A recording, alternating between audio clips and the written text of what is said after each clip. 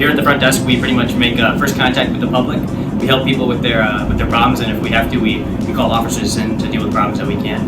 And yeah, we pretty much are the front line, first helping people and then managing some situations around the department. Down that way in locker rooms and in their workout room, officers they are able to take their lunch break and work out. Health is very important to everybody here. So to make sure you're in good shape to do the job. Over here on this wall, we have every retired officer from Park Ridge. They get to put their name up on the wall of honor. The chief. This is our roll call room. So when the officers start their shift, they check their mailbox, they sit down, and they get information of what's been going on for others, throughout the other shifts. Stuff to be up to, where they're flashing my flash, you guys. Where extra watches may need to be, where we're having some issues in town, where they need to have a little bit of a heavier presence, do more walk and talks through. This is where you start your day and you find all that out. The time you're gonna eat, even. And they have their break room. And if you wanna come this way, and since you are videotaping, I will let you.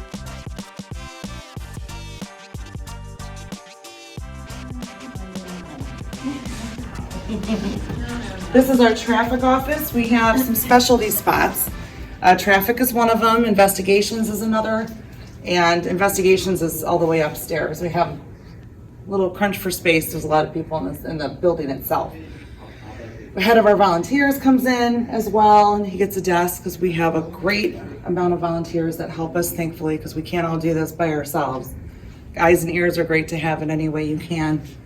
Our deputy chief of patrol is over here, and that's his office. These are the patrol sergeant's office, and then the watch commander's office is down there. If you want to walk ahead, I can even show you the cells. You're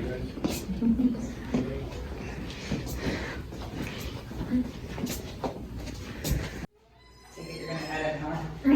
Good. Start your processing over there. That's a fingerprinting machine.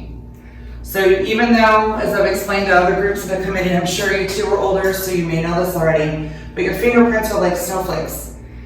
Nobody has the exact same fingerprint. So you will have people that lie about their identity and say their name is a different name. That doesn't lie. So when you get fingerprinted and come up a different name, we're gonna be able to know who you really are. Put it in there. These are the jail cells. You can never have male and females together, and you can never have a juvenile and an adult in the same area together. They are monitored all the time. If you look up and you look over there, there's cameras. So any privacy is out the window.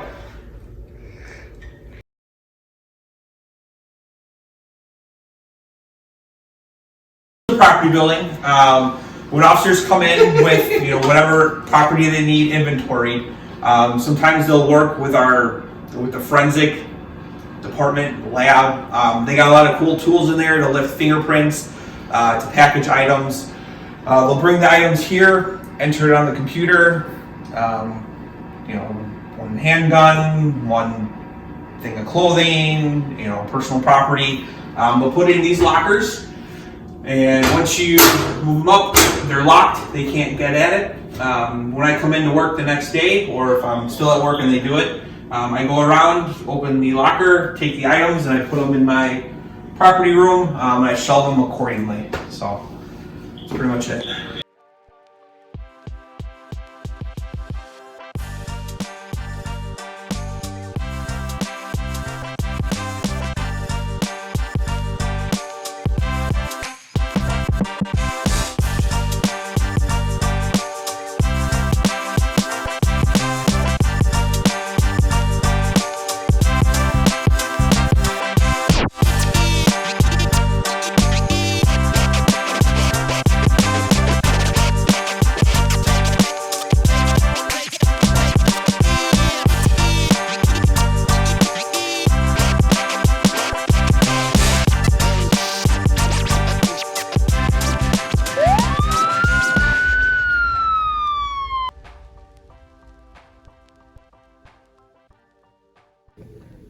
Hi, how are you? I'm Officer Carlos Panizo of the Park Ridge Police Department. So we're just gonna ask you a couple questions. First off, what's your favorite part of the job? Without a doubt, my favorite part of the job is being able to help people. That's why I wanted to become a police officer in the first place. Obviously, part of the job is like writing people speeding tickets or arresting people, and that's comes with the job, of course. But being able to help someone in need is really the most rewarding part of my job. And even if I go a few months between times where I get to really help someone, the time in between that, the reward you feel and the feeling of just the great feeling you have from that is really enough to get me through to the next time. How often do you do arrests? Well, arrests happen when they happen, of course. So, I might take a report for a stolen bicycle, and if I might do an initial investigation, and if I'm able in my investigation to determine who stole the bicycle, then I'd make an arrest if I could. Most of my arrests come from either like a DUI arrest. So if I pull someone over and I determine that they're under the influence, that's an arrest right there. That is a common arrest that I might make. Also sometimes like a domestic battery arrest. It's sad to hear, but sometimes that we go to these calls and it's unfortunate and tragic, but we definitely have to make an arrest if there's evidence to show that the crime has been committed. So the nice thing is my bosses don't have a number that I have to bring in of arrests. The arrests happen when they happen. So I go about my day and try to do what I can to keep the residents of Park Ridge safe. But like I said, those are some of the more common arrests that I make. Okay. How many people roughly work here? So in the police department, we have, I think it's 59 police officers, like from the chief all the way down to the most brand new officer. It's about 59, right about there.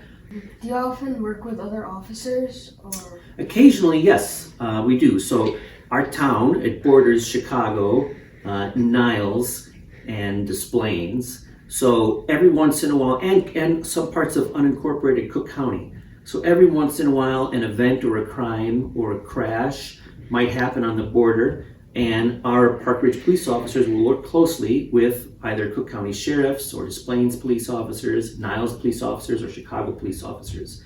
Every once in a while, if we have need of a police dog, we don't have a police dog here at Park Ridge, we might call Niles police and they might bring their police dog to help us in our investigation as well. So it does happen, not every day, but a few times a month, definitely we work closely with other police departments. Just in that regard alone, we might also work with their investigations to investigate crimes that are going, so if a crime happens here and a similar crime happens in Skokie, our investigators might work with Skokie investigators to help solve that. Yeah. What is the job of the police dogs, since you mentioned that? So police dogs, when we use them, generally it's to help track an offender. So there might be a time in the middle of the night where someone might, let's just say they robbed a 7-Eleven, right? And they ran away. Well, we might call for a police dog to help to see if they can get the scent of the offender and see, because if that offender is hiding somewhere in a yard nearby, the police dog might be able to help find them. Other jobs of police dogs might be drug enforcement. So some police dogs are trained to smell drugs, and they might be able to let you know there might be drugs in a car, and a police dog will alert to that. So those are probably the two main functions of police dogs. Often we use them to help track offenders if we can. And do they help find elderly and missing children too? Yeah, they certainly can, right? They certainly can. So not only we're just looking for a bad guy, but if we're looking for a missing person, police dog can help with that as well. What kind of gadgets do you have and what do you use them for? What kind of what, I'm sorry? Gadgets. Gadgets. So here, we can talk a little bit about right here on me. So here, this is my body-worn camera. So right now it's not on, but it's actually always recording 30 seconds of video. So right now it's recording us. 30 seconds from now it'll start erasing it. If anything happens, like I get sent to an emergency call, or if I turn on my emergency lights to make a traffic stop, it will save that last 30 seconds and it'll start recording sound. And then it will keep that recording for later. So any kind of investigations, that I do, or interviews, I like to have this rolling because it might capture evidence that I might miss. So that is an important gadget of mine. Here are pens that I use. That's also important. It's also very important that I have a notebook to write notes in. This radio is my radio that I use to communicate to my fellow officers, also to the dispatcher. So if someone has an emergency and they call 911, they talk to the dispatcher. The dispatcher then calls me on the radio and tells me where to go and what the nature of the emergency is. Let's see, this is my bulletproof vest I wear for my safety. This is the key to the handcuffs. If I'm arresting someone, I have to stand up, I can show you here. Back here is where I keep my handcuffs. I have 2 sets. And we'll go here. So these what we call magazines. So they hold bullets. And that goes right into my gun. So it goes right into there. This is obviously my gun. On this side I have my cell phone for work. So if I have to make work-related calls, I use my work cell phone. This is my personal cell phone. So if my daughters want to call me and ask for money at Starbucks, that's what they use. This is my taser, and again my radio, and there we are. Those are some of the cool gadgets I use. What is Park Ridge Police Department doing to improve teen relations? That's a great question. So I will say I know that there's been a lot of issues uptown. So me personally, I work with a lot of teenagers. I work at Maine South High School. So personally, I feel like the best thing I can do is to treat teenagers with respect. And that's worked very well for me. In treating them with respect, I feel like they respect me back. But as I understand it, these new rules are because some of these kids have been causing a lot of disturbances. So I'd like to think that it's going to be really a group effort. How does being on patrol work? So a patrol officer, you would work one of 2 different shifts. It's a day shift or a night shift, and each shift is 12 hours long. So our day shift goes from 6 a.m. to 6 p.m., and night shift goes from 6 p.m. to 6 a.m. And each of those shifts have about 5 to 8 officers on the street.